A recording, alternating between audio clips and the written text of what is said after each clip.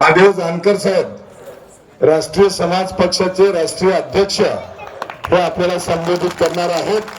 प्रचंड टाळ्याच्या कडकडाटामध्ये आपण त्यांचं स्वागत करूया। आणि मी आदरणीय महादेव जानकर साहेबांना विनंती करतो की आपण लोहा तालुक्यातील धानोरा मक्ता या ठिकाणच्या सभेतील सर्व मतदार बंधू भगिनींना आपण या ठिकाणी संबोधित करावं। सन्माननीय महादेव जानकर साहेब। लोहा मतदारसंघाचे लोकप्रिय आमदार प्राध्यापक मनोज धोंडेकर हे राज्याचे नेते आहेत। यांना माझी आपल्याला नम्र विनंती आहे, धोंडे सरांच्यामुळे मी राष्ट्रीय समाज पक्षाचा उमेदवार दिला नाही। माझी आणि धोंडे सरांची गेली 40 वर्षाची युती आहे। धोंडे सर हे राज्याचं नेतृत्व आहे, नुसतं नांदेडचं किंवा लोह्याचं नाही।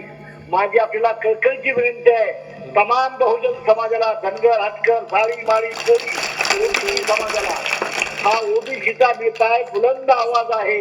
आज मला अस्ताव्यस्त असल्यामुळं 4 दिवस हेलिकॉप्टरचा दौरा असल्यामुळं मला येता आलं नाही सरांच्या सभेला, त्याबद्दल दिलगिरी व्यक्त करतो। पण माझ्या राष्ट्रीय समाज पक्षाचा आणि माझा बिंबीच्या देशापासून मनोज धोंडे आमदार व्हावा ही माझी कळकळीची विनंती आहे। खंडार लोह्याच्या मतदारसंघाला माझी विनंती आहे, तुम्ही मनोज धोंडे सारख्या एका प्राध्यापकाला मुंबईला पाठवून करताल असं आपल्याला नम्र विनंती करतो। त्यांनी मागच्या वारीनं गंगाखेडचा आमदार सागरगुप्त राष्ट्रपती करण्यासाठी जीवाचं राम केलं आणि राष्ट्रीय समाज पक्षाचा आमदार विजयी करण्यासाठी त्याच मनोहर धोंडेंनी 4 सभा घेतल्या होत्या। त्यामुळे त्यांची परतफेड जर राष्ट्रीय समाज पक्षाला करायची असेल तर मनोहर धोंडेला जीवाचा रान करून सर्व जनतेचं आमदारकीसाठी त्यांना मतदान करावं। त्यांचं चिन्ह प्रेशर कुकर आहे।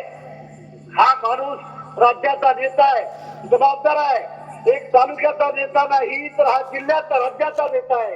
राज्याच्या नेत्याला आपल्याला थोडा सांभाळलं पाहिजे अशी मी कळकळीची विनंती करतो।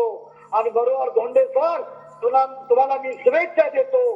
कंधार लोहाचा मतदारसंघ एका बाजूला जनशक्ती आहे आणि तुमच्या मागे जनशक्ती आहे। अशा लोकांच्या माध्यमातून धोंडे सरांना विजयी करा आपण नम्र आवाहन करतो आणि आपली विदा घेतो। जय शिवा, जय मल्हार, जय भारत, जय महाराष्ट्र। धन्यवाद।